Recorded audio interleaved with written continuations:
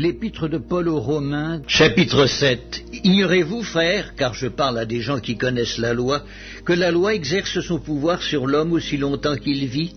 Ainsi, une femme mariée est liée par la loi à son mari tant qu'il est vivant, mais si le mari meurt, elle est dégagée de la loi qui la liait à son mari. Si donc du vivant de son mari elle devient la femme d'un autre homme, elle sera appelée adultère.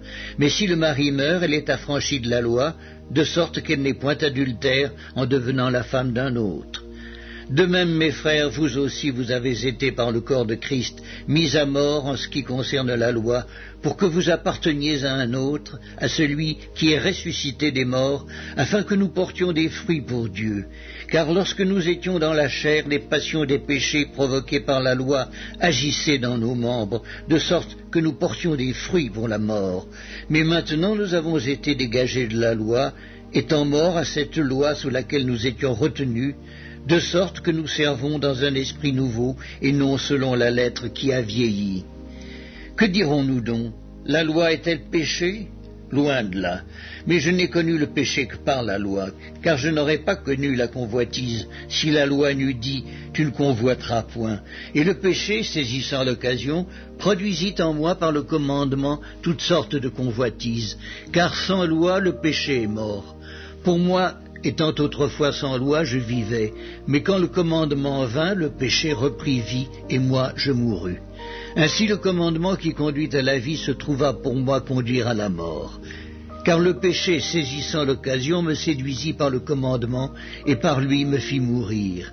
La loi donc est sainte, et le commandement est saint, juste et bon. Ce qui est bon a-t-il donc été pour moi une cause de mort? Loin de là. Mais c'est le péché, afin qu'il se manifestât comme péché, en me donnant la mort par ce qui est bon, et que, par le commandement, il devint condamnable au plus haut point.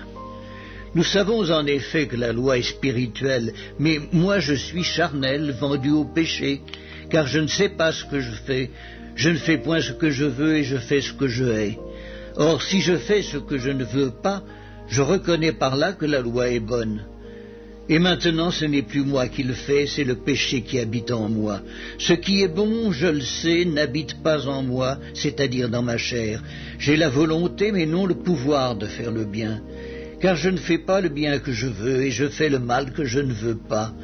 Et si je fais ce que je ne veux pas, ce n'est plus moi qui le fais, c'est le péché qui habite en moi. Je trouve donc en moi cette loi. Quand je veux faire le bien, le mal est attaché à moi. Car je prends plaisir à la loi de Dieu selon l'homme intérieur, mais je vois dans mes membres une autre loi qui lutte contre la loi de mon entendement et qui me rend captif de la loi du péché qui est dans mes membres. Misérable que je suis, qui me délivrera du corps de cette mort?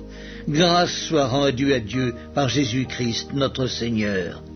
Ainsi donc moi-même je suis par l'entendement esclave de la loi de Dieu, et je suis par la chair esclave de la loi du péché.